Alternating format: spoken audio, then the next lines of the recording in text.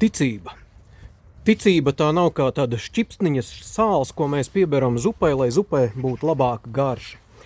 Jā, Jēzus runā par to, ka ticība nav tikai, kas dod piegaršu dzīvei. Jā, Jēzus arī saka, ka mēs esam zemes sāls, un tajā nozīmē, protams, ticība padara dzīvi garšīgāku, bet jā, tā neļauj arī sabiedrībai bojāties. Bet es teiktu vairāk, ka ticība nav kā piedeva dzīvei, bet tā ir dzīves pamats. Tā ir pati dzīve. Lūk, un sekošana Jēzum skar visu tavu dzīvi. Tā skar katru tavu dzīves jomu, katru brīdi. Nekas no tavas dzīves nav ārpus sekošanas Kristum. Visur tur, kur tu esi, gan mājās, gan laulībā, gan bērnu audzināšanā, gan darbā, vienalga vai tas būtu apkalpojot klientus vai kā savādāk, arī savā atpūtā, tu vienmēr esi kristietis un tu vienmēr esi Jēzus māceklis. Jā, arī atpūtā. Arī atpūtā parādās, vai tu seko Jēzum. Kāda ir tava atpūta? Vai tā ceļ un atjauno, vai tā ir tāda, kas savukārt iznīcina un pazemo, vai tā Dievu pagodina, vai tā Dievu apkauno? Nu, lūk, tātad sekošana Jēzum, tā ir radikāla prioritāšu maiņa. Un te mēs nonākam pie tiem Jēzus svarīgajiem vārdiem. Jēzus saka, ja kāds nāk pie manis un neienīst savu tēvu un māti, savu sievu un bērnus, brāļus un māsas un pat savu pašu dzīvību, tas nevar būt mans māceklis. Radikāla prioritāšu maiņa. Un tad, kad mēs dzirdam šo tekstu, mums noteikti iegriež ausīs šis vārdiņš ienīst, un mēs to saklausam bieži vien ar šodienas ausīm, un mūsdienu cilvēkam tas skan tā kā tāds emocionāls naids. Bet toreiz šis vārdiņš, tas vārdiņš tā ir idioma, proti viņš nav jāsaprot burtiski, tādā nozīmē, ka mēs arī, piemēram, sakam nolikt karoti. Vai ne? Mēs saprotam, ko mēs ar to domājam. Ja? Tas nav vienkārši par karotes nolikšanu uz galda, vai ne? Kas izņemta no zupas šķīvja. Bet, lūk, tātad ebreju valodā šis vārdiņš ienīst nozīmē faktiski, tā doma ir mīlēt mazāk. Vai arī dot pakārtotu, otršķirīgu vietu. Piemēram, Jēkabs mīlēja Rāheli, bet Leu viņš ienīda. Un tas nenozīmē, ka viņš jūta kādu emocionālu naidu pret Leu. Nē. Tas nozīmē to, ka viņš Rāheli, Jēkabs mīlēja daudz vairāk par Leu. Tātad Jēzus māceklim Jēzus pats ir pirmajā vietā. Viņš ir pirms ģimenes, pirms paša dzīvības, pirms karjeras, pirms naudas, reputācijas un visa pārējā. Jēzus tālāk saka, kas savu dzīvību mīl, tas to zaudēs, bet kas savu dzīvību ienīst, atkal šis vārdiņš ienīst šajā pasaulē, tas to paturēs mūžīgai dzīvībai.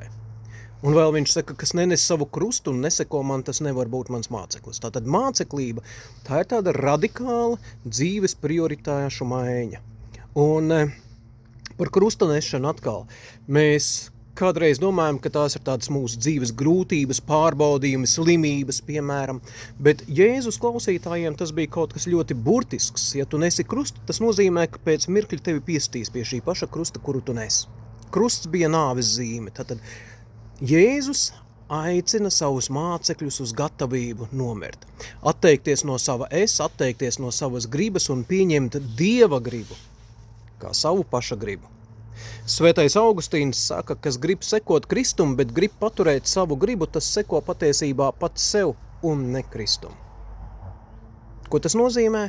Tas nozīmē, ja es saku, ka es sekoju Jēzum, bet tikai tik ilgi, kamēr tas sakrīt ar manām vēlmēm, jeb tad, kad vairs tas nesakrīt ar manām vēlmēm, tad es pārstāju sekot Jēzum. Tad īstenībā es esmu sekojis nevis Jēzum, bet pats sev, savai gribai. Lūk, sekošana Jēzum nozīmē pakļaut savu gribu viņa gribai. Un sekošana, tas nav tāds impulsīvs lēmums, bet tas ir tāds izsvērts lēmums. Tāpēc Jēzus turpina Lūkas evaņģēlijā viņš saka, kurš no jums gribēdams celt torni, vispirms neapsēžas un neizskata izdevums, jeb nepārskata izdevums, vai viņš varēs šo projektu pabeigt līdz galam. Un proti tā ideja ir tāda, ka nepabeigta būve, tā kļūst par tādu izsmieklu. Un mēs zinām to arī šodien. Mūsu Latvijā te ir kādi projekti, kas ir lielu pompu iesākti un tad ir pamesti pusceļā. Ja? Tā arī ticības dzīves briesmas ir tās, ka mēs sākam ar tādu milzīgu sajūsmu, bet tad pusceļā mēs kaut kur pametam. Un tas pusceļš, tas var būt arī pēc gadiem. Es zinu, ar kādu sākotnēju dedzību es sāku savu kristīgo ticības dzīvi, man 25 gadu ticības pieredze, un es zinu, kā tas notiek. Ka tas var būt pēc 5 un 10 gadu. Tāpēc vērojiet un skatieties Jēzus mācekļus ilgtermiņā. Ne katrs, kurš šodien ar tādu pompu uzsāk, ne katrs šo ceļu ir gatavs iet arī tālāk. Lūk, tātad Jēzus brīdina, lai mācekļu lēmums nav impulsīvs. Un tas ir pretējā gadījumā iznāk tā, ka mēs tā kā iedzenam pirmo pāli Daugavā un tad to atstājam. Un tad visi smējās, vai ne? Ka kāds kaut ko iesāk celt, bet īsti kaut ko nav līdz galam aprēķinājis. Nu lūk, Jēzus arī salīdzina šo sekošanu viņam, jeb māceklību ar karu, kur arī neviens neiet pret ķēniņu, pirms nav pārskatījis, vai viņš varēs savu karaspēku uzvarēt pretinieku, varbūt, lai nebūtu pārāk gari, ne par to šodien, bet tātad ir skaidrs, ka to visu pārdomājot, mums ir šī sajūta un atskārsme, mēs to nespējam. Un tieši tas ir Jēzus mērķis – parādīt, ka ar saviem spēkiem mēs to nespējam. Un Jēzus nedara to, lai mūs pazemotu kaut kādā veidā, bet lai mēs ieraudzītu, ka vienīgais patiesais māceklis ir Kristus pats. Un viņš ir ne tikai māceklis, bet arī meistars. Viņš ir arī meistars. No vienas puses viņš atstāja visu, viņš atstāja debesis, tēva godību, viņš nes savu krustu mūsu vietā. Viņš ir tajā ziņā īstais māceklis, kurš pabeidz torni, kurš izcīna karu, bet mēs arī esam aicināti būt par viņa mācekļiem, bet Jēzus nesaka, esiet perfekti mācekļi, bet esiet mācekļi, kas mācās. Tātad māceklis skatās uz meistaru un atkārto. Viņš kļūdās, viņš ceļas, viņš turpina sekot katru dienu, mājās, darbā, atpūtā, pirmdien, otrdien, trešdien. Viņš krīt, bet viņš atkal ceļās un mācās. Un sekošana Jēzum tas nav hobijs, tā nav tāda brīvā laika pavadīšana, bet tā ir radikāla dzīves izvēle, kas skar visu tavu būtību. Un tā ir svētīga lieta, lai arī nevienmēr viegla. Nevienmēr viegla. Ja tu gribi būt tur, kur ir Jēzus, tu nevari tur nonākt ejot citu ceļu, nekā Jēzus ir gājis. Ja tu gribi nonākt tur, kur ir Jēzus, tev ir viņam jāseko.